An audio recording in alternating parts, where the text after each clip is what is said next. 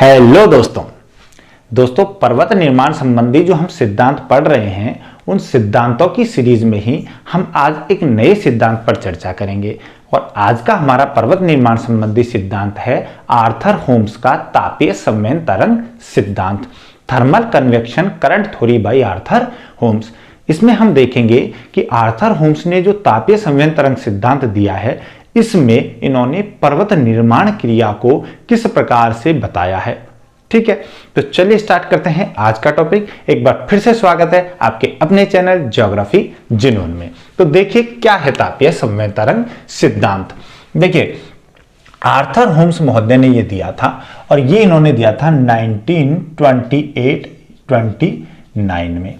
ठीक है, तो आर्थर होम्स का जो तापीय संवहन तरंग सिद्धांत है इसका इन्होंने जो सबसे प्रमुख आधार माना है वो माना है कि पृथ्वी के आंतरिक भाग में क्या पाया जाता है, रेडियो सक्रिय पदार्थ, रेडियो एक्टिव एलिमेंट्स पाए जाते हैं।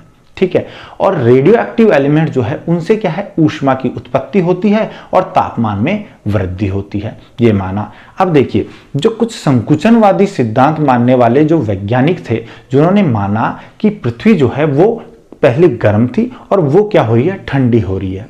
ठीक है, तो पृथ्वी के गर्म होकर ठंडे होने की प्रक्रिया में पृथ्वी में संकुचन उत्पन्न हो रहा है। ठीक है, तो उनमें से कुछ वैज्ञानिकों के नाम जैसे जेफरीज है, उन्होंने भी यही माना, कोबर ने माना, जॉली ने माना। और जॉली ने तो रेडियो एक्टिव थ्योरी दी थी, उन्होंने भी रेडियो सक्रिय पदार्थों की उत्पन्न ताप के बारे में ही बताया था। मगर यहां डिफरेंस क्या क्रिएट हुआ कि आर्थर होम्स महोदय जो है वो महाद्वीपीय विस्थापन में विश्वास रखते थे, जिसमें कंटिनेंटल ड्रिफ्टिंग में विश्वास रखते थे। देखिए कंटिनेंटल ड्रिफ्टिंग जो है इनके सिद्धांत से पहले एब्बी टेलर और अल्फ्रेड वेगनर जो है वो महाद्वीपों के विस्थापन की बात कह चुके थे। ठीक है, जबकि जो संकुचनवादी सिद्धांत को मानने वाले वैज्ञानिक थे जैसे जेफरीज थे, जॉली थे, कोबर थे, ठीक है, इन्होंने क्या माना था, इन्होंने महाद्वीपों के स्थायित्व में विश्वास किया था, ये महाद्वीपों के प्रभाव पर विश्वास नहीं करते थे। मगर आर्थर होम्स महोदय ने संकुचनवादियों की तरह एक तरफ तो इन्होंने रेडियो सक्रिय पदार्थ को भी मान लिया जैसे जॉली ने माना, दूसरा इन्होंने उनसे एक कदम आगे बढ़कर क्या माना कि महाद्वीप जो है वो विस्थापित होते हैं। ठीक है, तो ये जो है इसमें इन्होंने महाद्वीपीय विस्थापन में विश्वास किया था। ठीक है, अब देखिए हर वैज्ञानिक जो है वो कुछ धारणा मान्यताएं लेता है जिनके आधार पर वो अपने सिद्धांत को क्या है, रूपरेखा तैयार करके सिद्ध करता है। ठीक है, तो इन्होंने भी कुछ धारणाएं ली। ठीक है, तो इन्होंने पहली धारणा क्या ली, पहली मान्यता इन्होंने क्या ली, देखिए इन्होंने बोला कि हमारे जो पृथ्वी है उस पूरी पृथ्वी में 3 परतें पाई जाती हैं। ठीक है, 3 परतें इन्होंने पृथ्वी में बताई। उन्होंने बताया कि सबसे ऊपर जो पाई जाती है वो है ग्रेनोडायोराइट, सबसे ऊपरी परत को इन्होंने बताया कि ये ग्रेनोडायोराइट होती है। ठीक है, और एक ग्रेनोडायोराइट जो है वो धरातल से यानी सरफेस से 10 से 12 किलोमीटर की गहराई तक होती है। ठीक है, यानी इसकी मोटाई कितनी हो गई, 10 से 12 किलोमीटर तक होती है। ठीक है, ये होती है ग्रेनोडायोराइट। दूसरी परत इन्होंने बताई एम्फीबोलाइट। क्या होती है, एम्फीबोलाइट। और ये जो एम्फीबोलाइट परत है ये 20 से 25 किलोमीटर की गहराई तक पाई जाती है। धरातल से जब 20 से 25 किलोमीटर की गहराई तक जाएंगे तो ये पाई जाती है, यानी जहां पर ग्रेनोडायोराइट खत्म हो रही है उससे नीचे यानी 10 किलोमीटर के आसपास ही इसकी भी मोटाई होती है। ठीक है, तीसरी परत इन्होंने बताई कि तीसरी परत जो है वो होती है एक्लोजाइट। तीसरी परत होती है एक्लोजाइट होती है। ठीक है, और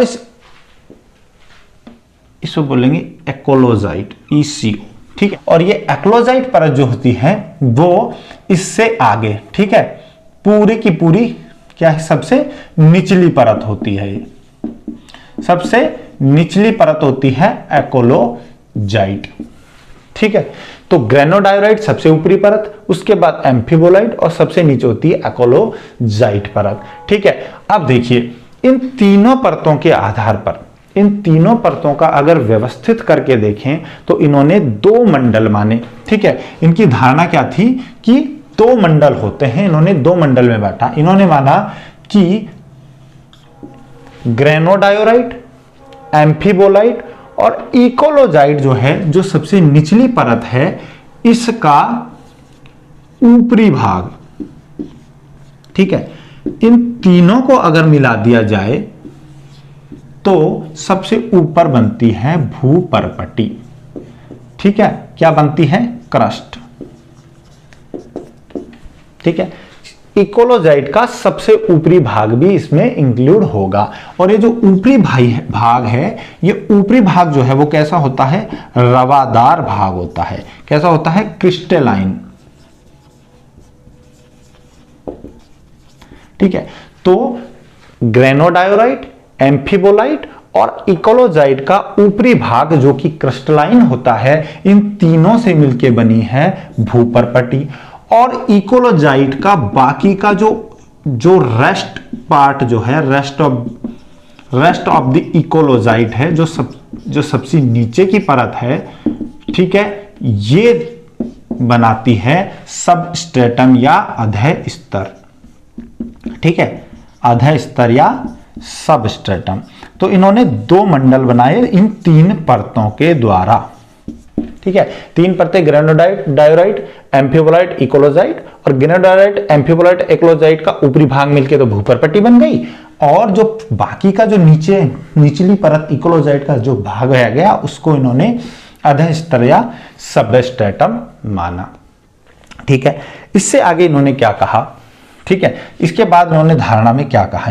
इन्होंने कहा कि ये जो भूपर्पटी है, ठीक है, इस भूपर्पटी में और इस अधः स्तर में रेडियो सक्रिय पदार्थ पाए जाते हैं। ठीक है, कौन से पदार्थ पाए जाते हैं? रेडियो एक्टिव एलिमेंट्स पाए जाते हैं।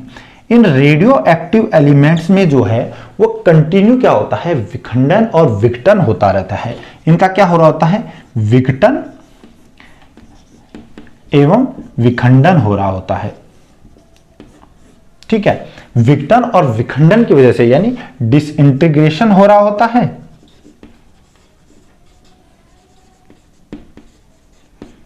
ठीक है, विखंडन हो रहा होता है और साथ साथ इनका जो है वो विघटन भी हो रहा होता है, यानी डिसरप्शन हो रहा होता है। तो डिसरप्शन एंड डिसइंटीग्रेशन की वजह से क्या निकल रही होती है? ऊष्मा की उत्पत्ति होती है, हीट निकलती है। और हीट की उत्पत्ति होने से क्या होगा? पृथ्वी के जो आंतरिक भाग में हम जब जाएंगे तो कंटिन्यू तापमान में क्या होगी? वृद्धि होगी।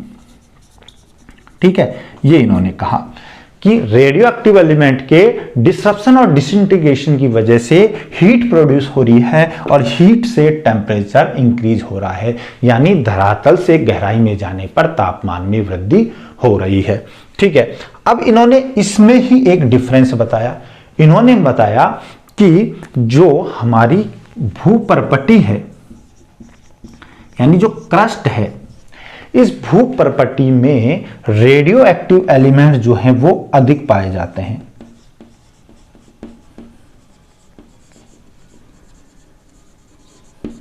जो है वो अधिक पाए जाते हैं। मगर रेडियो एक्टिव एलिमेंट्स अधिक पाए जाने के बाद भी इसमें जो है वो तापमान जो है वो इतना अधिक नहीं होता है कि क्या तापमान वृद्धि कम होती है। क्यों होती है तापमान वृद्धि कम? मतलब इतना अधिक तापमान नहीं होता है कि भूपर्पटी पिघल जाए, ये ठोस ही बनी रहती है। ऐसा इसलिए होता है क्योंकि भूपर्पटी जो है उससे भूपर्पटी से क्या हो रहा होता है? भूपर्पटी से कंटिन्यू जो है वो क्या हो रहा होता है? पार्थिव विकिरण हो रहा होता है। पार्थिव विकिरण हो रहा होता है, यानी टेरेस्ट्रियल रेडिएशन हो रहा होता है। और इस टेरेस्ट्रियल रेडिएशन की वजह से जो तापमान है या जो ऊष्मा है वो कहां जाती है? वायुमंडल में निर्मुक्त हो जाती है। ठीक है, मतलब जो भूपर्पटी है उसमें रेडियो एक्टिव एलिमेंट्स तो ज्यादा है, मगर वहां से पार्थिव विकिरण हो रहा है, और पार्थिव विकिरण की वजह से ऊष्मा जो है वो वायुमंडल में या फिर महासागरों में, अगर हम बात करें महासागरीय भूपर्पटी की तो महासागरीय जल में निर्मुक्त हो जाएगी ऊष्मा, और अगर हम बात करें महाद्वीपीय भाग की तो महाद्वीपीय भाग में वायुमंडल में निर्मुक्त हो जाएगी। इस वजह से जो हमारी भूपर्पटी है वो ठोस ही बनी रहती है। क्लियर है। मगर अगर हम बात करें अधः स्तर की, ठीक है, यानी जो सबस्ट्रेटम होता है, इस सबस्ट्रेटम में ये पार्थिव विकिरण जो है वो नहीं होता है। ठीक है, कोई पार्थिव विकिरण नहीं होता है। दूसरा यहां पर कंडक्शन जो है, यानी जिसे परिचालन कहें हम, परिचालन या कंडक्शन जो है वो भी नहीं होता है। कंडक्शन परिचालन का मतलब यहां से जो तापमान है, अधः स्तर का जो तापमान है वो भूपर्पटी में स्थानांतरित नहीं होता है। ठीक है, इसका भूपर्पटी में स्थानांतरण नहीं होता है। अब देखिए, जब इसका ना तो पार्थिव विकिरण हो रहा है, ना ही ये भूपर्पटी में टेम्परेचर जो है वो ट्रांसफर कर रहा है, कोई कंडक्शन नहीं हो रहा है, तो यहां पर क्या होगा, ताप संचय होता रहता है। यहां कंटिन्यू तापमान में वृद्धि होती रहती है, और इस ताप संचय के कारण तापमान इतना अधिक हो जाता है कि अधः स्तर जो है, ताप संचय से अधः स्तर जो है वो क्या हो जाएगा, पिघल जाएगा।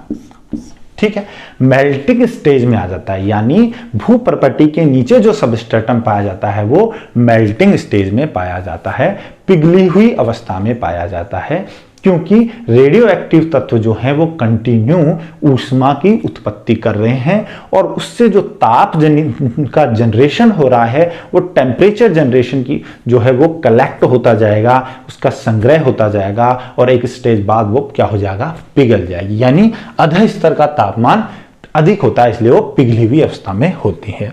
दूसरी, उन्होंने अगली बात क्या कही, इसके अलावा उन्होंने क्या धारणा मानी, देखिए उन्होंने माना, आर्थर होम्स ने माना कि जो हमारी पृथ्वी जो है इसके आंतरिक भाग में जाएं तो जो टेम्परेचर ग्रेडियंट है, क्या है, टेम्परेचर ग्रेडियंट जो है, यानी इसको बोलेंगे हम ताप प्रवणता।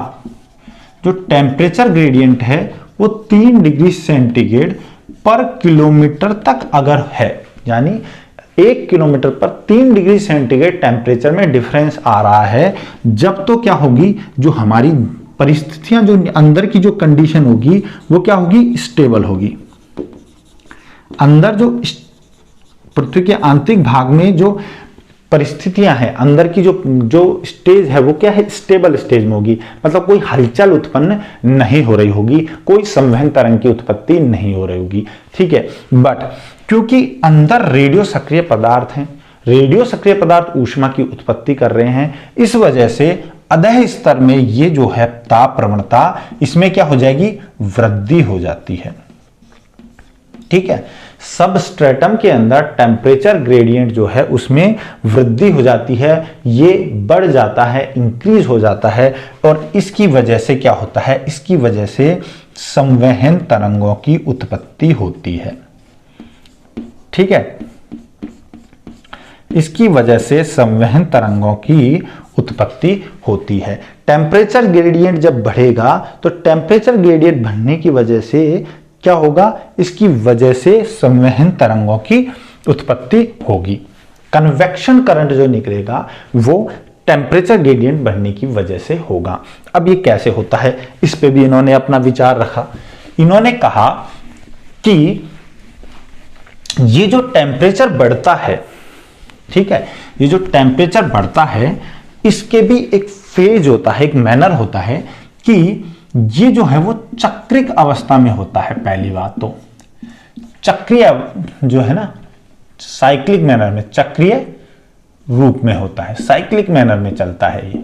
ठीक है, कैसे कि मान लीजिए ये जो भूपर्पटी है, इस भूपर्पटी के नीचे या सबस्ट्रेटम में किसी एक जगह पर ठीक है, मान लीजिए इस जगह पर तापमान में इतनी ज्यादा वृद्धि हो गई है कि अब टेम्परेचर ग्रेडियंट जो है वो 3 डिग्री सेंटीग्रेड पर किलोमीटर से ज्यादा चेंज हो गया है, तो यहां पर सब स्टेम जो है इसमें से क्या निकलने लगेंगी, संवहन तरंगों की उत्पत्ति होगी।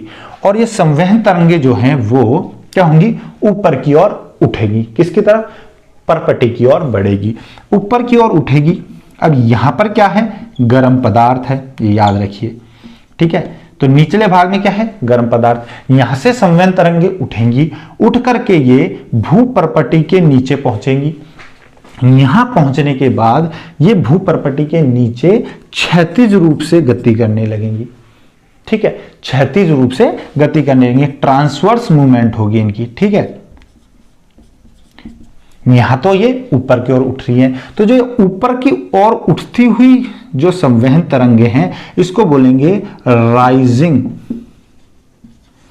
राइजिंग करंट या राइजिंग कॉलम, ठीक है, यानी इसे कहेंगे उठता हुआ स्तंभ, ठीक है। तो ऊपर उठती हुई जो संवहन तरंगे इसे तो कहेंगे राइजिंग कॉलम, ये वाला भाग जो है ये, ठीक है, ये तो राइजिंग कॉलम है। ये ट्रांसवर्स मूवमेंट करेंगी और ट्रांसवर्स मूवमेंट करने के बाद अब देखिए यहां गर्म पदार्थ है, तो इसकी तुलना में ऊपर क्या होगा, क्या होगा, ठंडा पदार्थ होगा, ठीक है। यहां गर्म पदार्थ है, ऊपर अपेक्षाकृत ठंडा पदार्थ होगा। अब ये आगे जाके क्या हो जाएगा, ठंडे पदार्थ के संपर्क में आने के बाद ये संवहन तरंगे क्या होंगी, ठंडी होंगी। अब यहां पूरा पदार्थ क्या है, अपेक्षाकृत ठंडा है, और फिर ये आगे जाके ठंडे होने की कर भारी होने की वजह से अपने साथ ठंडा पदार्थ लेके नीचे की ओर जाने लगेंगी, ठीक है, नीचे जाने लगेंगी। अब ये ठंडा पदार्थ जो है ये नीचे जा रहा है, यानी कि यहां तो पूरा गर्म पदार्थ है, ठीक है, और ये ठंडा पदार्थ नीचे आ रहा है। तो ये जो नीचे की ओर आता हुआ जो कॉलम है, ठीक है, ये नीचे की ओर जो कॉलम आ रहा है इसको बोलते हैं गिरता हुआ स्तंभ या डिक्रीजिंग या डाउनवर्ड कॉलम, ठीक है, या तो गिरता हुआ स्तंभ कह दो या डाउनवर्ड कॉलम कह दो, ठीक है। तो ये डाउनवर्ड कॉलम के साथ साथ इसको फॉलिंग कॉलम भी कह सकते हैं, ठीक है।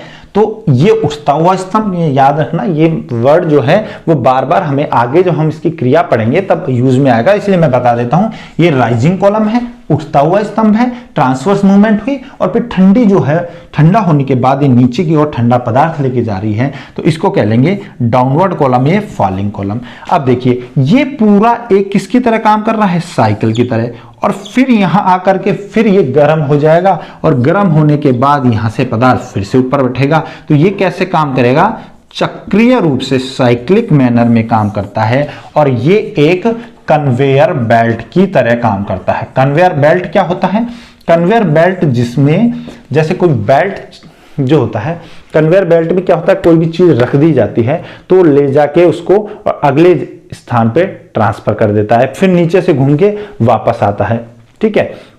जैसे एयरपोर्ट पे ट्रॉली बैग वगैरह जो होते हैं वो डिस्ट्रीब्यूट होते हैं ना, वैसे ऐसा होता है, ठीक है। तो ये कन्वेयर बेल्ट की तरह काम करता है। क्या, संवहन तरंगे ऊपर उठेंगी, क्षैतिज रूप से चलेंगी और नीचे चलेंगी, और जब ये पदार्थ यहां पर गर्म पदार्थ जो है वो ऊपर उठता जाएगा तो एक स्टेज आएगी कि ऊपर सिर्फ गर्म पदार्थ इकट्ठा हो जाएगा, ये सारा गर्म पदार्थ ऊपर चला जाएगा और नीचे जो है वो सिर्फ क्या रह जाएगा, ठंडा पदार्थ आ जाएगा।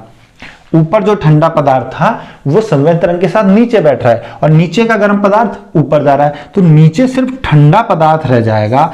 अब जब ठंडा पदार्थ नीचे है, गर्म पदार्थ ऊपर है, तो टेम्परेचर ग्रेडियंट रहा नहीं, तो यहां पर इस बिंदु से, इस केंद्र से जहां से पहले संवहन तरंग उत्पन्न हो रही थी, वहां पर अब संवहन तरंग उत्पन्न होना बंद हो जाएगी, ठीक है। यानी इनका भी एक लाइफ साइकिल होता है। तो आर्थर होम्स ने कहा कि संवहन तरंगे किसी एक ही केंद्र से उत्पन्न नहीं होती, बल्कि एक केंद्र से उत्पन्न होने के बाद वो समाप्त होती हैं और दूसरे केंद्र से भी उत्पन्न होती हैं, ठीक है। तो अलग अलग केंद्रों से संवहन तरंगों की उत्पत्ति होती है और संवहन तरंगे चक्रीय रूप से, कैसे, साइक्लिक मैनर में चलती हैं और कन्वेयर बेल्ट की तरह कार्य करती हैं, ठीक है दोस्तों। तो ये इन्होंने कहा संवहन तरंगों के बारे में। अब देखिए आगे क्या कहा इन्होंने, आर्थर होम्स ने अगली जो बात इसमें बताई, इन्होंने कहा कि जो संवहन तरंगों की उत्पत्ति है, ठीक है, संवहन तरंगों की जो उत्पत्ति है ये भी दो चीजों पर डिपेंड करती है। संवहन तरंगों की उत्पत्ति दो चीजों पर डिपेंड करती है। पहली चीज इन्होंने बताया कि भूपर्पटी जो है उसकी मोटाई कितनी है, उस पर डिपेंड करती है। पहली बात तो ठीक है कि भूपर्पटी जो है, जो क्रस्ट है उसकी मोटाई कितनी है, उस पर संवहन तरंग की उत्पत्ति डिपेंड करती है। ठीक है, दूसरी में रेडियो सक्रिय पदार्थों का वितरण कैसा है, उसके आधार पर भी इसकी गति डिसाइड होती है। रेडियो सक्रिय पदार्थों का वितरण, ठीक है, तो संवहन तरंग जो है इनकी उत्पत्ति दो चीजों पर डिपेंड करती है। पहली पर्पटी की मोटाई और दूसरी रेडियो सक्रिय पदार्थों का वितरण।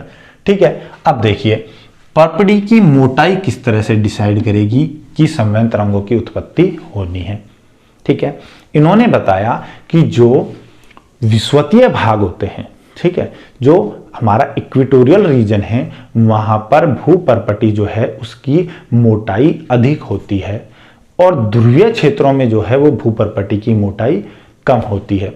ठीक है, इन्होंने ये बताया। देखिए जैसे ये हमारा विषुवतीय क्षेत्र है और विषुवतीय क्षेत्र में क्या है, भूपर्पटी की मोटाई अधिक है, जबकि जो ध्रुवीय क्षेत्र है, मान लीजिए इसको हम नॉर्थ पोल मान लें, इसको हम साउथ पोल मान लें और इसको हम मान लें इक्वेटोरियल रीजन। ठीक है, ये मान ला हमारा इक्वेटोरियल रीजन है।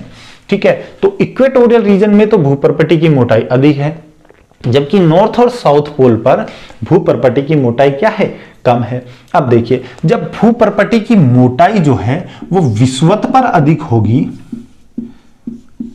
जब विषुवत पर अधिक होगी तो इससे क्या होगा, यहां पर पहले से ही एक तो देखिए पृथ्वी की गहराई में हम जब जाते हैं तो तापमान में वृद्धि होती है। अब जब यहां मान लीजिए 30 किलोमीटर है और यहां मान लीजिए 50 किलोमीटर है तो क्या होगा, यहां से जब हम नीचे जाएंगे तो अब हमको ज्यादा दूरी तय करनी पड़ेगी नीचे की तरफ, तो नीचे 50 किलोमीटर की गहराई पर तापमान ज्यादा होगा बजाय 30 किलोमीटर पे। ठीक है, क्योंकि टेम्परेचर ग्रेडियंट जो है वो इन्होंने बताया कि भूपर्पटी में 3 डिग्री सेंटीग्रेड पर किलोमीटर चेंज हो रहा है। ठीक है, तो अब देखिए जब विषुवत पर पर्पटी की मोटाई अधिक होगी तो पहले से ही यहां क्या होगा, ताप अधिक होगा। ठीक है, पहली बात तो यहां पहले से ही ताप अधिक हुआ क्योंकि पृथ्वी के अंदर रेजिडुअल हीट भी होती है एक। ठीक है, तो ताप अधिक होगा, इन्होंने ये कहा। ठीक है, ताप अधिक, ऊपर से यहां पे देखिए रेडियो सक्रिय पदार्थ जो हैं वो क्या होंगे, अधिक होंगे। क्यों अधिक होंगे, इन्होंने पहले ही बोल दिया था कि जो पर्पटी जो होती है, ठीक है, पर्पटी के अंदर अधः स्तर से अधिक रेडियो सक्रिय पदार्थ होते हैं, ये बोला था इन्होंने। यानी अगर पर्पटी मोटी होगी तो यहां पर रेडियो सक्रिय पदार्थ भी तो अधिक पाए जाएंगे। अब जब रेडियो सक्रिय पदार्थ अधिक पाए जाएंगे, एक तो पहले से ही तापमान अधिक है यहाँ पे, ठीक है, पहले से ही तापमान अधिक है। क्यों, क्योंकि पर्पटी की मोटाई अधिक है, गहराई में जाने पर तापमान वैसे ही अधिक है, ऊपर से जो रेडियो सक्रिय पदार्थ हैं वो भी अधिक हैं। तो विषुवतीय क्षेत्रों पर सबस्ट्रेटम लेवल पे जब हम जाएंगे, नीचे जाएंगे तो नीचे जाते जाते तापमान बहुत अधिक बढ़ जाएगा। इस वजह से विषुवतीय भागों पर तापमान अधिक होने की वजह से, क्योंकि रेडियो सक्रिय पदार्थ अधिक हैं, तो इसकी वजह से यहां पर क्या होगा, स्ट्रॉन्ग कन्वेक्शन करंट की उत्पत्ति होगी। कैसा होगा, स्ट्रॉन्ग कन्वेक्शन करंट उत्पन्न होगा, मजबूत संवहन तरंगों की उत्पत्ति होती है। कहां पर, विषुवतीय क्षेत्र में। अब ये देखिए ये हमारा इक्वेटोरियल रीजन है। इस इक्वेटोरियल रीजन में जब हम गहराई में जा रहे हैं तो यहां पर आप देख रहे हैं कि यहां पर तापमान में जो है वो बहुत अधिक वृद्धि हो गई है, मान लीजिए। ठीक है, अब हम इस सेंटर की बात करते हैं जो कि इक्वेटोरियल रीजन में अधः स्तर के अंदर है। ये पूरा क्या है, हमारा सबस्ट्रेटम, और ये है क्या है, हमारी क्रस्ट। ये मान लीजिए हमारी क्या है, इक्वेटोरियल रीजन की क्रस्ट है और ये हमारी जो है वो पोलर रीजन की क्रस्ट है। ठीक है, तो इन्होंने कहा कि ये कॉन्टिनेंट या फिर जो हमारा इक्वेटोरियल जो क्रस्ट है, इसके नीचे यहां से जब संवहन तरंगों की उत्पत्ति होगी तो ये संवहन तरंगे क्या होंगी, ऊपर की ओर उठेंगी। यानी ये क्या है, उठता हुआ स्तंभ है। ठीक है, ये ऊपर की तरफ उठ रही हैं, ये क्या है, ऊपर उठता हुआ स्तंभ है। यहां से तो हम इन्होंने कहा कि सबसे ज्यादा मजबूत जो कन्वेक्शन करंट उत्पन्न होगा वो विषुवत रेखा पर होगा। और विषुवत पर जब ये उठेगा तो उठ के ये कहां पहुंचेगा, भूपर्पटी के नीचे पहुंचेगा, ये क्रस्ट के नीचे पहुंचेगा और यहां से पहुंच के ये देखिए रेड डॉट, आप देखिए आप एरो बना रखें, इसमें पहुंच के ये क्या करेगा, विपरीत दिशाओं में क्षैतिज रूप से गति करेगा। ठीक है, अब मान लीजिए इक्वेटोरियल रीजन से कुछ ऊपर उठा तो वो एक तरफ तो चला गया नॉर्थ पोल की साइड, दूसरा चला गया साउथ पोल की साइड। क्लियर है, मतलब यहां से ये स्ट्रॉन्ग कन्वेक्शन करंट जो है वो कहा जाएगा नॉर्थ एंड साउथ पोल की ओर। ठीक है, नॉर्थ एंड साउथ पोल की ओर जाता है और वहां जाने के बाद ये यहां आने के बाद क्या करेगा, नॉर्थ और साउथ पोल की तरफ आने के बाद ये क्या करेगा, नीचे की ओर अवतलित होगा। ठीक है, जैसे यहां से अवतलन हो रहा है इसका, ये नीचे की ओर अवतलित होगा। ठीक है, अब जैसे मैं यहां बता दूं आपको कि ये ऊपर उठा और यहां अवतलित होगा। मान लीजिए ये नॉर्थ पोल है और ये साउथ पोल है। ठीक है, तो यहां से उठा और उठ करके नीचे अवतलन हुआ। ठीक है, तो नॉर्थ टू साउथ पोल की तरफ जब जाएगा अवतलित होगा और अवतलित होकर के नीचे बैठता है और गिरता हुआ स्तंभ होता है, इसे कहेंगे गिरता हुआ स्तंभ। ठीक है, तो इससे क्या होगा, अब इससे क्या होगा, देखिए जो ऊपर उठता हुआ स्तंभ है वो भूपर्पटी पर, कहां पर, भूपर्पटी पर आकर के और जब विपरीत दिशाओं में चलेगा तो विपरीत दिशाओं में चलने की वजह से किधर, नॉर्थ और साउथ पोल की तरफ चलेगा तो उसकी वजह से क्या बनेगा, एक तनाव बल कार्य करेगा। क्या कार्य करेगा, तनाव बल। क्यों, क्योंकि जब दो संवहन तरंगे जब विपरीत दिशा में जाएंगी तो क्या होगा, खिंचाव होगा। ठीक है, जब दो संवहन तरंगे विपरीत दिशा में जाएंगी तो ऐसे खिंचाव होगा। ठीक है, तो इस तनाव बल के कारण क्या होगा, इस तनाव बल के कारण जो विषुवतीय क्षेत्र में जो कॉन्टिनेंट्स है, जो विषुवतीय क्षेत्र में जो लैंडमास पाया जाता है वो क्या करेगा, उसमें क्या होगा, फ्रैक्चर हो जाएगा, यानी ये टूट जाएगा। ठीक है, क्या टूट जाएगा, जो भी लैंडमास, जो भी स्थलखंड विषुवतीय क्षेत्र में है वो टूट जाएगा और इसके टूटने से यहां पर क्या बन जाएंगे, सागर बन जाएगा। ठीक है, इसे कहते हैं सागर का खुलना, ओपनिंग ऑफ द सी। देखिए ये पहले क्या था, ये कॉन्टिनेंट था, ये था इक्वेटोरियल रीजन का लैंडमास, यहां पर कॉन्टिनेंट था। ठीक है, अब ये जब ऊपर उठा तो उठ के इसमें क्या हुई, क्षैतिज गति हुई और वो कैसी हुई, अपसारी गति, विपरीत दिशा में। इसकी वजह से देखिए यहां पे क्या बल लगा, तनाव बल, और इस तनाव बल की वजह से दोनों लैंडमास जो हैं, ये जो एक स्थलखंड है ये दो लैंडमास में, दो स्थलखंडों में बट गया और बीच में देखिए यहां पर क्या हो गया, ओशियन ओपनिंग हो गई, महासागरों का खुलना। और साथ साथ जब ये भूपर्पटी टूट जाएगी, ठीक है, तनाव बल के प्रभाव में, तो यहां पर वोल्केनिक आइलैंड भी बनेंगे। ठीक है, ज्वालामुखी की उत्पत्ति होगी। क्यों होगी, क्योंकि जो आंतरिक भाग से आने वाली क्या संवहन तरंगे हैं वो अपने साथ मैग्मा जो ला रही हैं, वो मैग्मा ज्वालामुखी विस्फोट के रूप में बाहर निकलेगा। ठीक है, तो इससे महाद्वीप जो महासागर हैं वो खुलते हैं। अब इसका इन्होंने बेस्ट एग्जांपल जो दिया वो दिया कि हमारे देखिए जब कार्बोनीफेरस काल जो था, ठीक है, कार्बोनीफेरस जो पीरियड था उसमें इसका बेस्ट एग्जांपल ले हम कि कार्बोनीफेरस पीरियड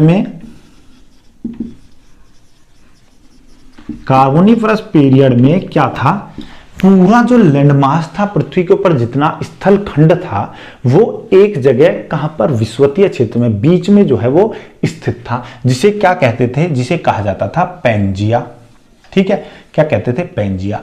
अब पेंजिया के नीचे क्योंकि पेंजिया स्थल खंड है और इन्होंने बताया कि विषुवतीय भाग जो है उसमें परपटी की मोटाई अधिक है। तो यहां जब परपटी की, मान लीजिए ये पूरा कॉन्टिनेंट है और इसको मान ले हम पेंजिया है ये, ठीक है, इक्वेटोरियल रीजन में ये है। तो इक्वेटोरियल रीजन में संवहन तरंग जो है वो तेजी से ऊपर उठी और उठ के ये विपरीत दिशाओं में गई और इसकी वजह से जो कार्बोनिफेरस काल में जो पूरा लैंडमास पेंजिया के रूप में था उसका दो भागों में विखंडन हो गया। ठीक है, एक तो बन गया लॉरेंशिया, ठीक है, और दूसरा बन गया गोंडवाना। ठीक है, लॉरेंशिया और गोंडवाना। लॉरेंशिया नॉर्थ का था और गोंडवाना क्या था, साउथ में। ठीक है, अब ये माने हम नॉर्थ में, तो ये क्या है, लॉरेंशिया, और जो साउथ में आ गया है वो क्या हो गया, गोंडवाना। ठीक है, और ये पोलर क्रस्ट है जिसे हम ओशियनिक क्रस्ट भी कह सकते हैं। क्यों, क्योंकि उत्तरी भाग में जब सारा लैंडमास एक जगह था तो उस लैंडमास पेंजिया के उत्तर और दक्षिण में क्या थे, महासागर थे। ठीक है, तो ये ओशियनिक क्रस्ट थी।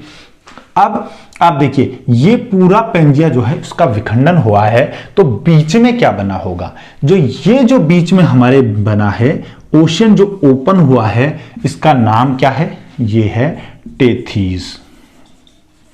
ठीक है, क्या है, टेथीज सागर है। ठीक है, तो टेथीज सागर की जो उत्पत्ति इन्होंने बताई वो इस तरह बताई कि सारा जो लैंडमास जो था जो हमारा पेंजिया था, वो पेंजिया का विखंडन क्यों हुआ, क्योंकि इसमें जो गति है वो क्या है, क्षैतिज रूप से विपरीत दिशाओं में हो रही है और संवहन तरंगे इक्वेटोरियल रीजन में उठ रही हैं और पोलर रीजन में जाके बैठ रही हैं।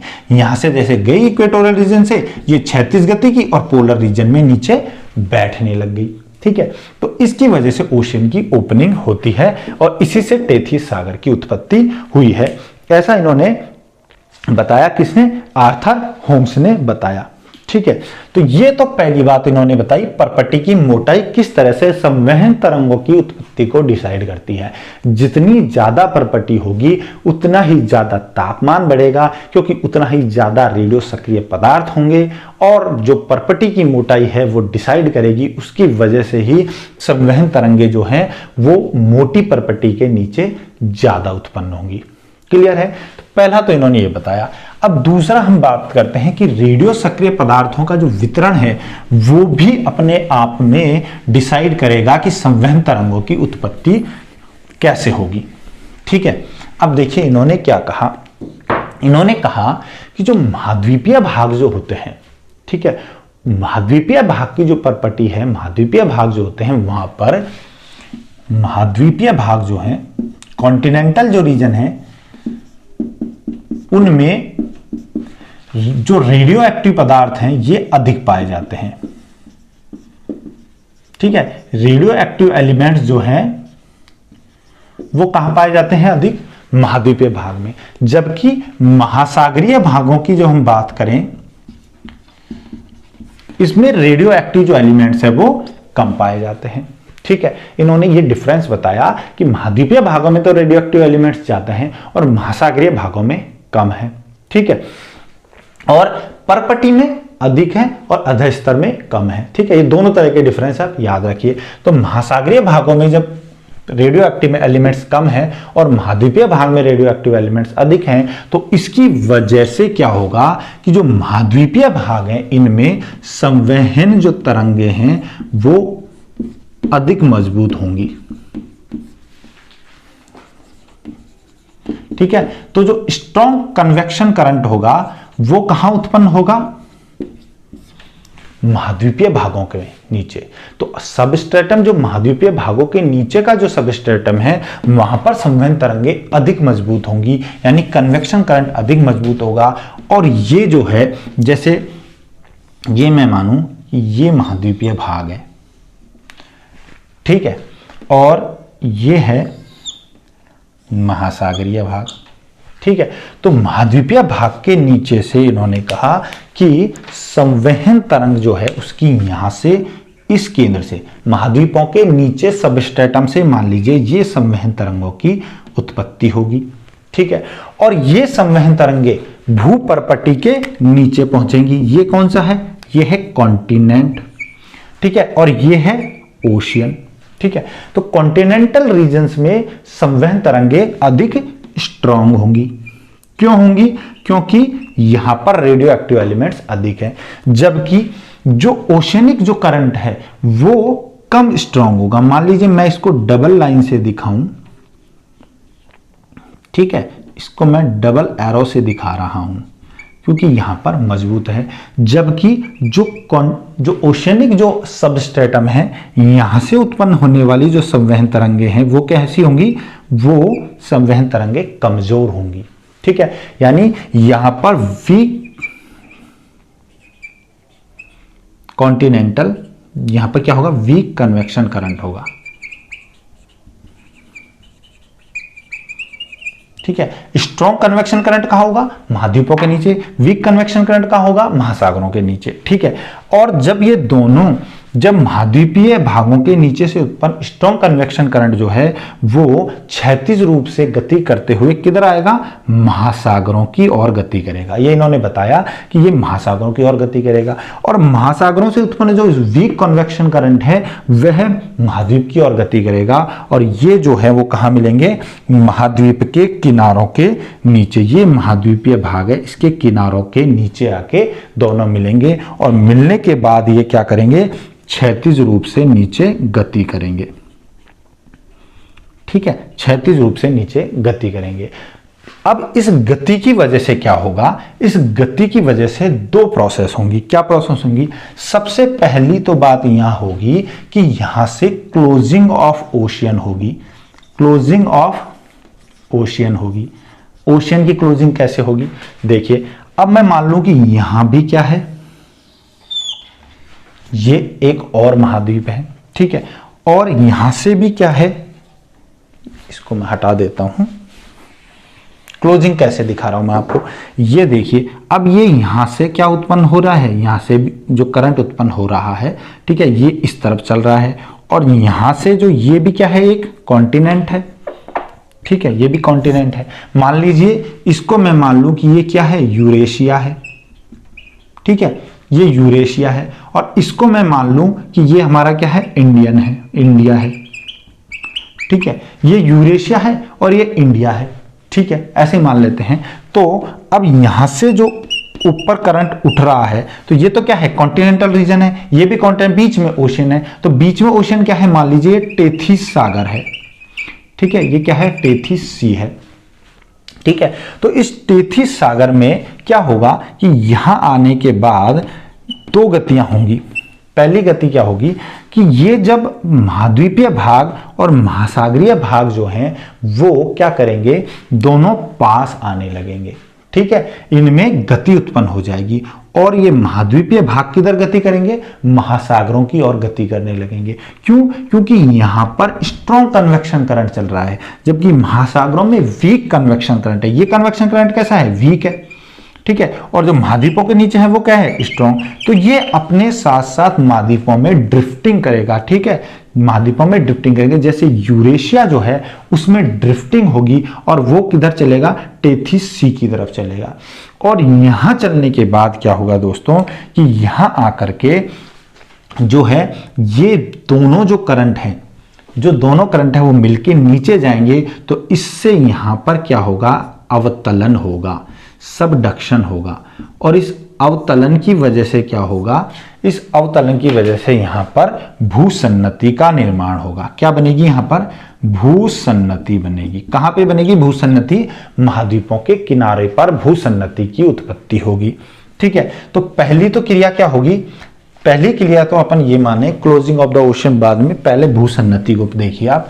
पहले भूसन्नति की उत्पत्ति होगी। भूसन्नति की उत्पत्ति क्यों हो रही है? ठीक है, महाद्वीपीय व महासागरीय दोनों करंट जो है, दोनों की जो संवहन तरंग है वो क्या करेंगी? आपस में मिलकर कहां चलेंगी? नीचे की ओर जाने लगेंगी, ठीक है।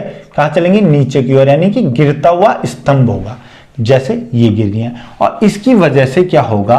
अवतलन होगा, ठीक है। और इस अवतरण की वजह से क्या होगा, भूसन्नति का निर्माण होगा, पहली बात, ठीक है। और इस भूसन्नति का जो निर्माण हो रहा है, ठीक है, इस जो भूसन्नति का निर्माण हो रहा है इसमें क्या होगा, अवसादीकरण की गति होगी, अवसादीकरण होगा। अवसादीकरण कैसे होगा, ये जो ओशियन है, ठीक है, इन ओशियन, ये ओशियन जो है इसमें जो भूसन्नति बन रही है इसमें कॉन्टिनेंट से क्या आएगा, अवसाद जो है कॉन्टिनेंट से क्या लाया जा रहा है, अवसाद लाया जा रहा है। और अवसाद लाके यहां पर डिपोजिशन हो रहा है। जैसे ये मान लीजिए भूसन्नति है, तो इस भूसन्नति में कहां से, ये कॉन्टिनेंट है, इस कॉन्टिनेंट से इस भूसन्नति में कंटिन्यू क्या लाया जा रहा है, अवसाद लाके डिपॉजिट किया जा रहा है, ठीक है। इस अवसाद की वजह से इसमें भार बहुत ज्यादा हो जाएगा, और जब अवसाद भार अधिक हो जाएगा तो इसका क्या होगा, नीचे लगातार धसाव होता रहेगा, ठीक है। इसका कंटिन्यू सबडक्शन होता रहेगा, और इस सबडक्शन की वजह से इस भूसन्नति में जो कि महाद्वीपों के किनारे पर बन रही है, ठीक है, महाद्वीप महासागरों के मिलने से बन रही है, तो यहां पर क्या होगा, यहां पे अवसादीकरण होगा, और इस अवसादीकरण के कारण तली में धसाव होता जाएगा, ठीक है। और तली में धसाव से क्या होगा, भूसन्नति जो है वो क्या होगी, इसकी गहराई बढ़ती जाएगी, यानी अवसाद मोटाई बढ़ती जाएगी, ठीक है। ये तो मैं कई बार बता चुका हूं कि भूसन्नति कैसे बनती है, और इस अवसाद की जो मोटाई होगी ये बढ़ती जाएगी, ठीक है। तो ये भूसन्नति का निर्माण होगा, और इस अवसाद मोटाई जो है इसका काम क्या होगा, इस अवसाद से ही तो गलित पर्वतों की उत्पत्ति होगी, ठीक है। तो पहली बात तो ये होगी कि भूसन्नति की उत्पत्ति होगी किसकी वजह से, इस क्षैतिज गति की वजह से, ठीक है। अब देखिए हम दूसरी बात करें कि दूसरा इसमें इसके साथ साथ क्या होगा। दूसरा ये होगा कि यहां पर महासागर जो हैं वो बंद होंगे, महासागरों का बंद होना, ये कैसे होंगे, देखिए ये मान लीजिए क्या था, हमारा टेथिस सी था। इस टेथिस सी में इधर से मान लीजिए इंडिया और इधर से यूरेशिया आ रहा है, ठीक है। क्यों, क्योंकि इनके नीचे स्ट्रॉन्ग जो है स्ट्रॉन्ग कन्वेक्शन करंट उत्पन्न हो रहा है। जब ये टेथिस के दोनों किनारों की तरफ आके बढ़ेंगे तो धीरे धीरे धीरे धीरे क्या होगा कि इनमें क्षैतिज गति इतनी होगी कि ये जो टेथिस है ये धीरे धीरे क्या होगा, बंद होता जाएगा। और ये मान लीजिए यहां था तो अब ये यहां पर आ जाएगा, क्या, इंडिया। और जो ये यूरेशिया है ये यहां था तो ये खत्म होते होते कहां जाएगा, यहां पे आ जाएगा। और इसकी वजह से जो बीच में जो टेथिस सागर बन रहा था वो कम हो जाएगा और टेथिस बंद होगा। इसे कहते हैं सागरों का बंद होना, ठीक है। तो सागरों के बंद होने की गति किससे होती है, इनकी गति होती है दोनों ओर से कॉन्टिनेंट्स की क्षैतिज गति होती है। और क्षैतिज गति क्यों होती है, क्योंकि कॉन्टिनेंट्स के नीचे तो स्ट्रॉन्ग कन्वेक्शन करंट है एंड ओशन के नीचे वीक कन्वेक्शन करंट है, ठीक है। तो खुलने के लिए तो अपसारी गति हो रही थी जैसे इस डायग्राम में हो रहा था, उसकी वजह से तो क्या हो रहा था कि जो पेंजिया था उसके दो टुकड़े हो रहे थे, गोंडवाना साउथ में एंड लॉरेंशिया उत्तर में, ठीक है। तो इससे तो टेथिस जो सागर है वो खुला था, जबकि टेथिस सागर बंद होने का अगर एग्जांपल लें तो ये क्यों हुआ, क्योंकि इनकी अभिसारी गति हुई, कन्वर्जेंट मूवमेंट हुई, ठीक है, किसकी, दोनों ओर से महाद्वीपों की। और ये क्यों हुआ, क्योंकि इनमें क्या था, तब संवहन तरंगों की उत्पत्ति में अंतर था, ठीक है। तो कन्वर्जेंट मूवमेंट हुई, इससे संवहन तरंगों की उत्पत्ति में अंतर की वजह से क्या होगा, इसकी वजह से महासागर बंद होंगे, क्लियर है।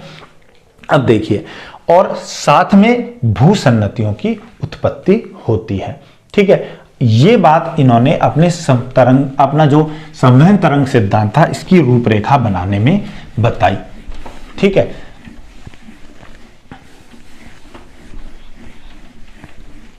संवहन तरंग सिद्धांत की रूपरेखा में इन्होंने ये बता दिया है कि कैसे महासागर खुलेंगे और कैसे महासागर बंद होंगे, ठीक है। अब देखिए, इन्होंने इस सब प्रक्रिया को, ठीक है, इस सब प्रक्रिया को जो है कि जैसे भूसन्नतियों का कैसे निर्माण हो रहा है, कैसे पर्वतों का निर्माण हो रहा है, ठीक है, पीछे कैसे पर्वत जो है उनका क्या हो रहा है, अपरदन हो रहा है।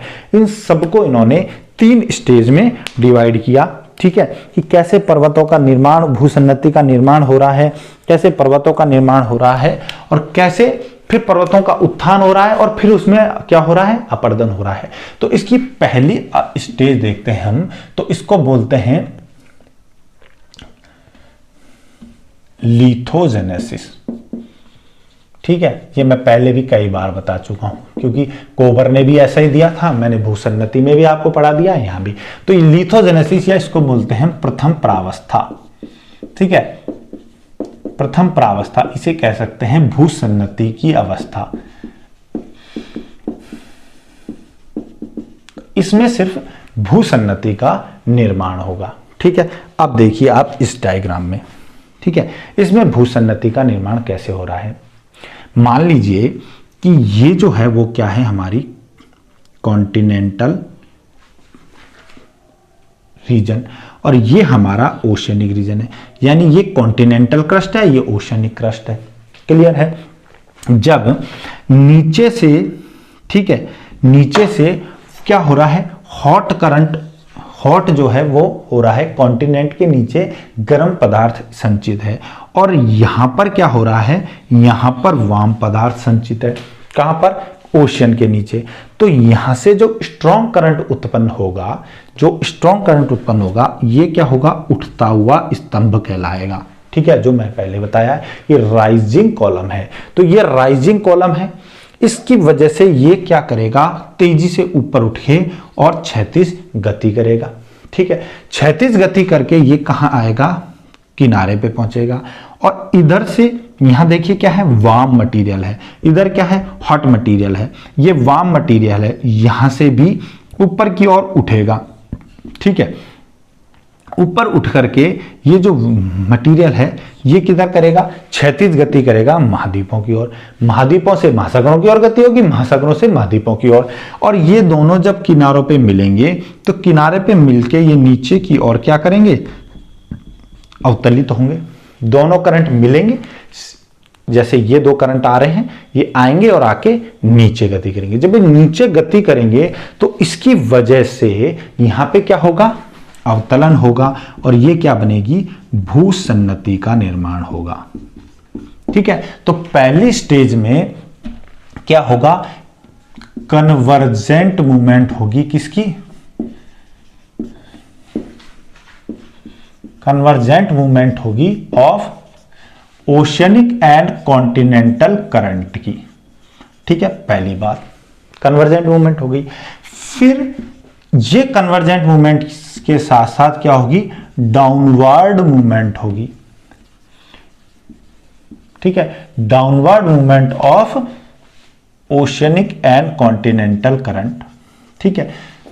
पहले तो दोनों के बीच अभिसारी गति होगी, दोनों पास आएंगे, फिर डाउनवर्ड मूवमेंट होगी, नीचे की ओर गति होगी, यानी दोनों, ये तो हैं दोनों ओर से उठते हुए स्तंभ, और जो नीचे गिर रहे हैं वो क्या है, गिरता हुआ स्तंभ, फॉलिंग कॉलम, ठीक है। ये उठेगा और ये नीचे गिरेगा, तो डाउनवर्ड मूवमेंट होगी, और इसकी वजह से क्या होगा, सबडक्शन होगा, ठीक है, अवतलन होगा। अवतलन हो गया, ये अवतलन हो गया, देखिए नीचे की तरफ धस गई, ठीक है। तो नीचे जब सबडक्शन होगा तो इस सबडक्शन के साथ साथ क्या होगा, भूसन्नति का निर्माण होगा, जियोसिंक्लाइन बनेगी। जियोसिंक्लाइन का जब फॉर्मेशन होगा, जियोसिंक्लाइन का जो फॉर्मेशन होगा, ठीक है, इस जियोसिंक्लाइन फॉर्मेशन में क्या होगा, कंटिन्यू सेडिमेंटेशन होता रहेगा, अवसादीकरण होता रहेगा। और ये अवसाद कहां से आएगा, ये अवसाद आएगा महाद्वीपों से, जो नदियां वगैरह अपरदित करके लाएंगी पदार्थों को, वो जियोसिंक्लाइन में जमा करती जाएंगी। सेडिमेंटेशन या डिपोजिशन होगा, ठीक है। इस सेडिमेंटेशन या डिपोजिशन की वजह से क्या होगा, कंटिन्यू क्या होगा, अवसाद का भार हो जाएगा, बहुत ज्यादा दबाव उत्पन्न हो जाएगा, और इस दबाव की वजह से क्या होगा, इस दबाव की वजह से फर्दर सबडक्शन होगा, ठीक है। और इस सबडक्शन किसका होगा, जो इनकी जो तली है, किसकी, भूसन्नति की जियोसिंक्लाइन की जो तली है उसमें क्या होगा, सबडक्शन होगा, और इस सबडक्शन की वजह से क्या होगा, अवसाद जो है, जो सेडिमेंट है, उसकी क्या बन जाएगी, उसकी मोटाई बढ़ जाएगी। ठीक है, सेडिमेंशन जो विड्थ है वो क्या हो जाएगी, बढ़ जाएगी, इसकी मोटाई बढ़ जाएगी।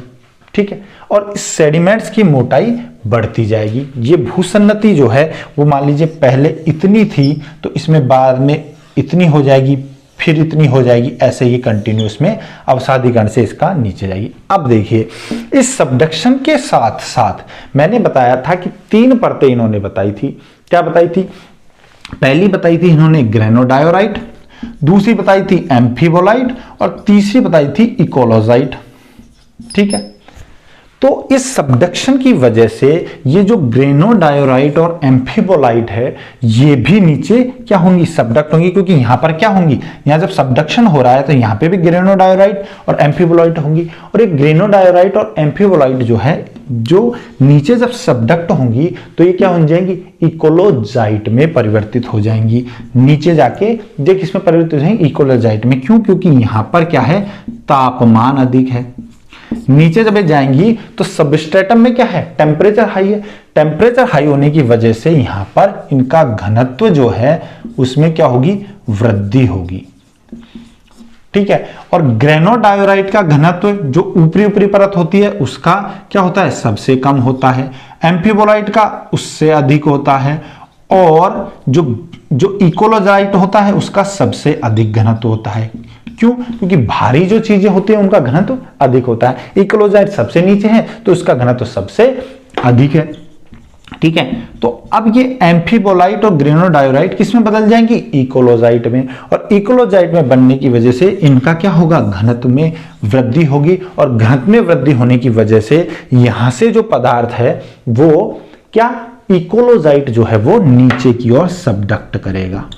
ठीक है, इसके साथ साथ, इस सबडक्शन के साथ साथ, सेडिमेंट्स के साथ साथ जो भूपरपट्टी जो टूटेगी, जो भूपरपट्टी ओशियनिक जो है यहाँ पे जो टूटेगी, ओशियनिक कॉन्टिनेंटल कुछ भूपरपट्टी वो भी नीचे जाएगी, और वो क्या करेगी, इकोलोजाइट जो है उसके रूप में नीचे जाएगी, उसका घनत्व में वृद्धि हो जाएगी। ठीक है, तो ये पहली स्टेज होगी।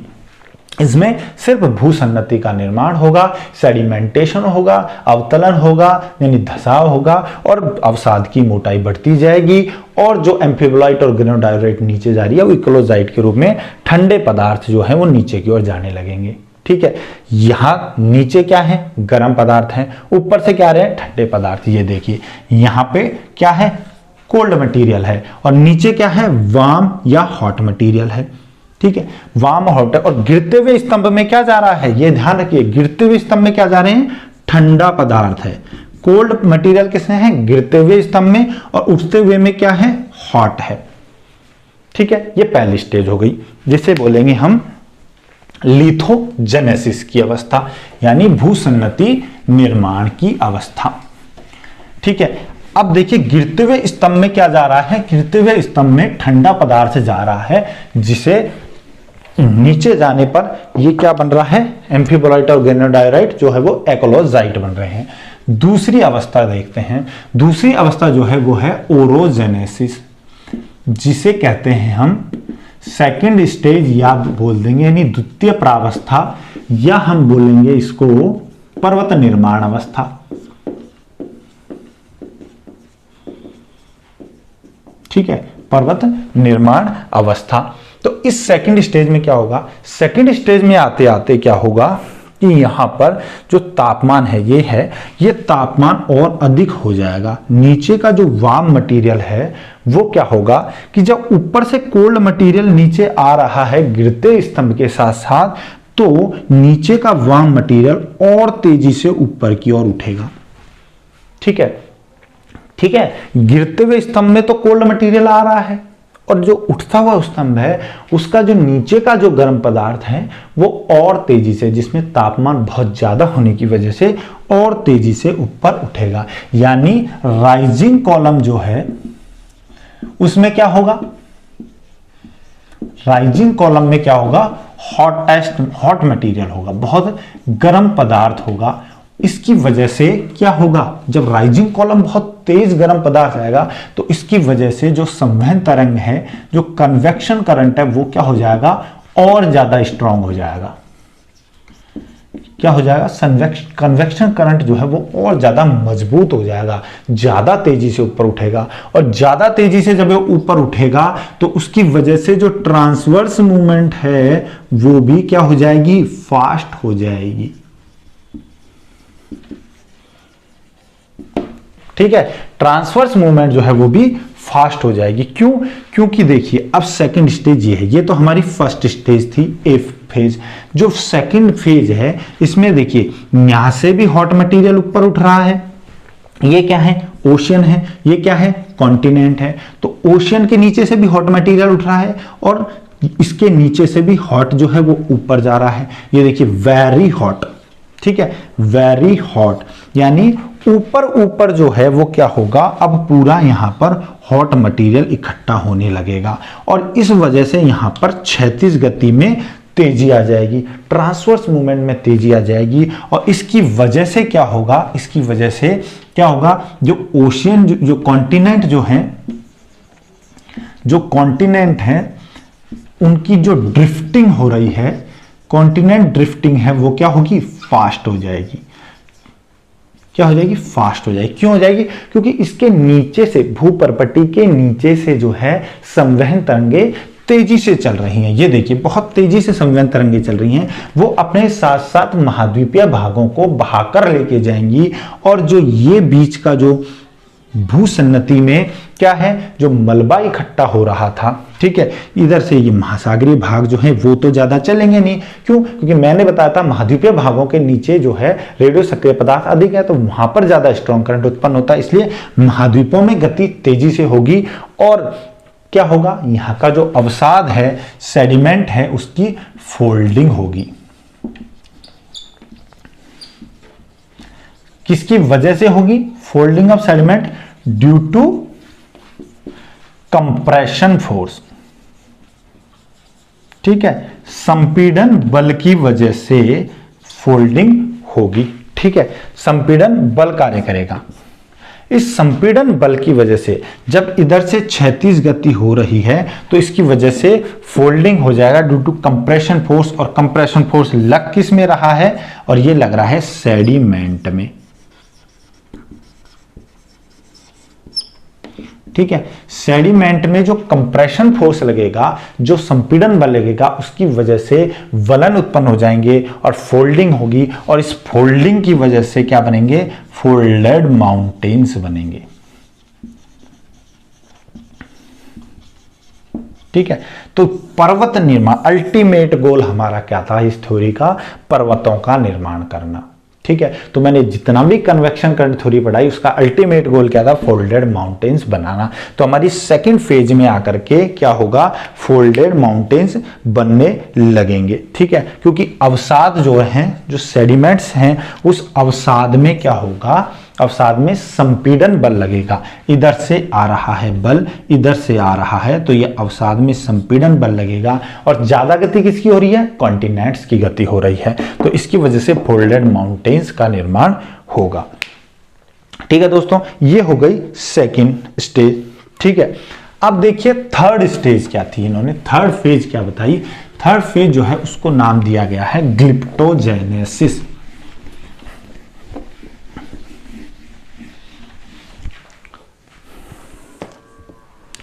थर्ड फेज जो है, थर्ड वो है ग्लिप्टोजेनेसिस। ठीक है, ग्लिप्टोजेनेसिस की अवस्था है, जिसको क्या कहते हैं, तीसरी अवस्था या थर्ड फेज भी कहते हैं, या इसे कहते हैं पर्वतों के विकास की अवस्था।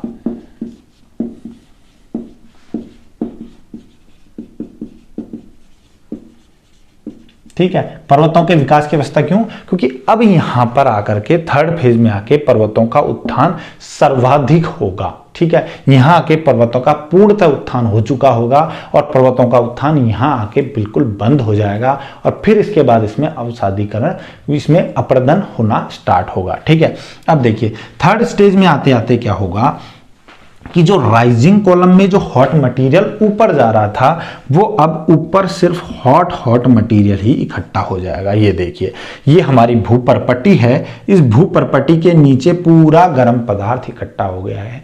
ये तो कौन से कॉलम थे? ये राइजिंग कॉलम थे और ये कौन से थे? Falling column.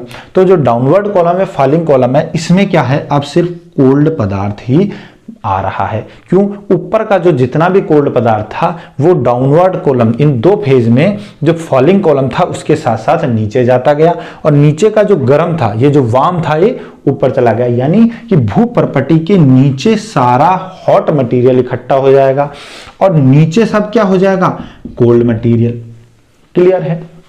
अब देखिए, जब यहां पूरा कोल्ड मटेरियल है और ऊपर हॉट है तो ये हॉट मटेरियल क्या होता है? हॉट जो होता है वो गर्म होता है। ठीक है, और गर्म पदार्थ जो होता है इसका आयतन अधिक होता है, घनत्व अधिक कम होता है। तो इस कम घनत्व की वजह से ये तो नीचे बैठेगा नहीं।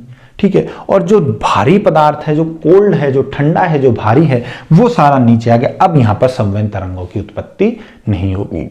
ठीक है, जैसे मैंने चक्रीय अवस्था पहले बताई थी कि एक स्टेज आएगी जहां एक केंद्र से संवहन तरंगों की उत्पत्ति होना बंद हो जाएगी। यही मैंने आपको बताया था कि ये चक्रीय अवस्था होती है, साइक्लिक मैनर होता है कि एक बार संवहन तरंगे उत्पन्न होंगी, उठेंगी, जब उठेंगी तो वहां से ठंडा पदार्थ नीचे गिरेगा। ठीक है, और ये साइकिल चलता रहेगा। जब नीचे पूरा ठंडा ही ठंडा पदार्थ इकट्ठा हो जाएगा और ऊपर गर्म ही गर्म पदार्थ रह जाएगा तो अब यहां से संवहन तरंगों की उत्पत्ति बंद हो जाएगी और यहां पर पर्वतों का निर्माण जो है बंद हो जाएगा। ठीक है, मतलब थर्ड स्टेज आते आते पर्वतों की उत्पत्ति, जो उत्थान है वो बंद हो जाता है। इसे पर्वतों के विकास की अवस्था कहते हैं। ठीक है, तीसरे स्टेज में आते आते यहाँ पर पर्वतों का जो है उठना बंद हो जाएगा। ठीक है, अब इससे क्या होगा? जब यहाँ पर ये जब डाउनवर्ड कॉलम जो है उसमें सिर्फ हॉट, ये ठंडा पदार्थ ही जा रहा है और ऊपर हॉट होगा तो अब देखिए कोई क्षैतिज गति भी नहीं होगी। ठीक है, तो यहां पर क्षैतिज गति भी बंद हो जाएगी। पहली बात तो दूसरा, क्षैतिज गति के साथ साथ जो भूसन्नति निर्माण की अवस्था में ये जो डाउनवर्ड मूवमेंट हो रही थी, ठीक है, इस डाउनवर्ड मूवमेंट की वजह से जो अवतलन हो रहा था वो अवतलन भी बंद हो जाएगा भैया। और पर्वतों का जो उत्थान है वो पूर्ण हो जाएगा यहां पे थर्ड स्टेज में आते आते। ठीक है, और उत्थान पूर्ण होने के बाद यहां पर फिर अपरदन प्रारंभ हो जाएगा। जो अपरदन के जो कारक होते हैं, जैसे क्या होता है पर्वतों में, क्या होता है, जैसे हिमनद होते हैं, नदियां होती हैं, ये अपरदन करना प्रारंभ कर देंगी। ठीक है, तो ये थर्ड स्टेज है जिसे कहते हैं ग्लिप्टोजेनेसिस। तो इस तरह किस आर्थर होम्स ने अपने तापीय संवहन तरंग सिद्धांत द्वारा महाद्वीपों की ड्रिफ्टिंग जो थी, कॉन्टिनेंटल ड्रिफ्टिंग, उससे पर्वतों के निर्माण को बताया। इन्होंने महासागरों का खुलना बताया, बंद होना बताया। ठीक है, और इसका जो बेस्ट एग्जाम्पल है, जैसे यहाँ है तो टेथिस भूसन्नति है, इसमें मान लीजिए ये इंडियन प्लेट है तो इससे क्या बन गया? हिमालय का निर्माण हो गया। ठीक है, तो हिमालय का निर्माण हुआ है। तो ये अपरदन प्रारंभ होगा लास्ट स्टेज में जाकर के ग्लिप्टोजेनेसिस फेज में। ये होता है पर्वत निर्माण क्रिया अकॉर्डिंग टू आर्थर होम्स। ठीक है दोस्तों, तो अब आर्थर होम्स के इस पूरे सिद्धांत को, जिसमें हमने पर्वत निर्माण क्रिया को पढ़ा, इसका अगर हम मूल्यांकन करें, इसका इवैल्यूएशन करें तो इसमें भी 2-3 कमियां हैं। ठीक है, 2-3 कमियां इसमें भी निकल के आती हैं। आर्थर होम के संवहन तरंग सिद्धांत की सबसे बड़ी कमी तो ये बताई जाती है क्योंकि ये रेडियो एक्टिव पदार्थों के ऊपर डिपेंड है। और पहले भी मैंने आपको जॉली के सिद्धांत में बोला था कि रेडियो एक्टिव एलिमेंट जो धरती के अंदर हैं, अभी हमें धरती के अंदर ज़्यादा जानकारी है ही नहीं, पृथ्वी के आंतरिक भाग की हमें ज़्यादा जानकारी है ही नहीं, तो हम रेडियो एक्टिव एलिमेंट से कितनी हीट निकलती होगी और कितना इस सिद्धांत में ये हेल्पफुल है, इसके बारे में कुछ वैज्ञानिक आज भी डाउटफुल है। हालांकि इस सिद्धांत पे ज्यादा सवाल नहीं उठते हैं, मगर फिर भी ये डाउटफुल है। दूसरा, इन्होंने कॉन्टिनेंटल ड्रिफ्टिंग की जो बात कही, ये बहुत एक अच्छा कॉन्सेप्ट था। इन्होंने इससे पहले के जो वैज्ञानिक थे वो संकुचनवादी सिद्धांत पे विश्वास कर रहे थे, ठीक है, चाहे वो जॉली हो, चाहे वो कोबर हो, चाहे वो जेफरीज हो, बट इन्होंने कॉन्टिनेंटल ड्रिफ्टिंग में विश्वास करके संकुचनवादियों के द्वारा जो कमियां रखी गई थी उनको दूर करने का प्रयास किया, ठीक है। तीसरी बात इनकी ये थी कि तीसरा इन्होंने कहा कि जो संवहन तरंगे हैं वो ऊपर उठती हैं, ठीक है, ये ऊपर उठती हैं और ऊपर उठ करके और ये क्षैतिज रूप से चलने लगती हैं, ठीक है। अगर ये मान लीजिए महाद्वीपीय भाग के नीचे से ऊपर उठ रही थी, पर्वत निर्माण क्रिया में इन्होंने बताया कि महाद्वीपीय भागों के नीचे संवहन तरंगे अधिक तेजी से ऊपर उठ रही थी, तो ऐसा भी तो हो सकता था कि इनकी वजह से इतना तेज संवहन तरंग उठती कि ये यहां से महाद्वीपों को तोड़ के और ऊपर की तरफ निकल जाती, ठीक है। अगर ऐसा होता तो इन्होंने तो बोला कि कई केंद्रों से संवहन तरंगे चक्रीय रूप से उठती हैं, तो फिर चारों तरफ ज्वालामुखी उत्पन्न होने चाहिए थे, महाद्वीपों पर ज्वालामुखी ही ज्वालामुखी मिलने चाहिए थे, मगर देखने को मिलता है कि ज्यादातर ज्वालामुखी जो है वो कहाँ मिलते हैं, महाद्वीपीय किनारों पर मिलते हैं, ज्यादातर आंतरिक भाग में ज्वालामुखी नहीं पाए जाते हैं, ठीक है। तो ये भी इन्होंने कहा कि ये भी एक डाउटफुल कंडीशन है। दूसरा, इन्होंने क्या कहा, इन्होंने कहा कि ये जो महाद्वीप है, ठीक है, ये जो ऊपर की ओर उठता हुआ संवहन तरंग है, इसकी वजह से महासागर खुल रहे हैं, ठीक है, और महाद्वीप दो भागों में बट रहे हैं। तो इस तरह से अगर यही बात थी तो इसकी वजह से तो संवहन तरंगे जो हैं वो अलग अलग केंद्रों से उत्पन्न हो रही हैं, यानी कि ये पूरा महाद्वीप है, इसमें कभी इस केंद्र से, कभी इस केंद्र से, कभी इस केंद्र से उत्पन्न होगी, और जब ये ऊपर आएगी तो यहाँ हर जगह पे क्या होगा, महाद्वीप टूट जाएगा। जब सब जगह महाद्वीप टूटेगा तो फिर तो इतने बड़े बड़े जो महाद्वीप हैं वो होने ही नहीं चाहिए थे, ठीक है, और सब जगह ये ऊपर निकलनी चाहिए थी, तोड़ना चाहिए था, और इस वजह से तो चारों तरफ सिर्फ क्या दिखाई देते, चारों तरफ आइलैंड ही आइलैंड दिखाई देते, कहीं महाद्वीप होने ही नहीं चाहिए थे। तो बहुत से वैज्ञानिक इस चीज को लेकर भी इस सिद्धांत पर सवाल खड़ा करते हैं, ठीक है। तो तीन बात हो गई। चौथा देखिए क्या हुआ, चौथा इन्होंने बताया था कि जो एम्फीबोलाइट है, ठीक है, एम्फीबोलाइट और साथ में ग्रेनोडायोराइट जो थी, ये क्या कर रही थी, ये नीचे जाकर के क्या बन रही थी, एक्लोजाइट में परिवर्तित हो रही थी, ठीक है, एक्लोजाइट में परिवर्तित हो रही थी। और ये एक्लोजाइट जो है उसका क्या था, घनत्व तो अधिक था, और ये अधिक क्या थी, नीचे जा रही थी, ठीक है, घनत्व तो अधिक था और ये नीचे जा रही थी, तो नीचे जाकर के पदार्थ ठंड जो है वो उत्पन्न कर रही थी। देखिए यहां से ये नीचे जा रही थी, एक्लोजाइट जो थी नीचे जा रही थी। अगर ये एक्लोजाइट को हम देखें तो इसमें जो घनत्व है वो एम्फीबोलाइट से कोई ज्यादा नहीं होता है। बहुत से वैज्ञानिकों ने कहा कि अगर एम्फीबोलाइट 3 घनत्व का होता है तो एक्लोजाइट लगभग 3.4 तक ही होता है, यानी इतना ज्यादा घनत्व नहीं होता है कि जिसकी वजह से एक्लोजाइट ज्यादा गहराई तक जा करके और बहुत अधिक यहां पर पदार्थ उत्पन्न करे। तो अगर ये ही नहीं होगा, जब नीचे पदार्थ नहीं जाएगा तो नीचे पदार्थ मिलेगा नहीं, गर्म नहीं होगा और ऊपर संवहन तरंगे उत्पन्न नहीं होंगी, ठीक है। तो ये भी कोई इतना इंपॉर्टेंट कोई डाउट नहीं है।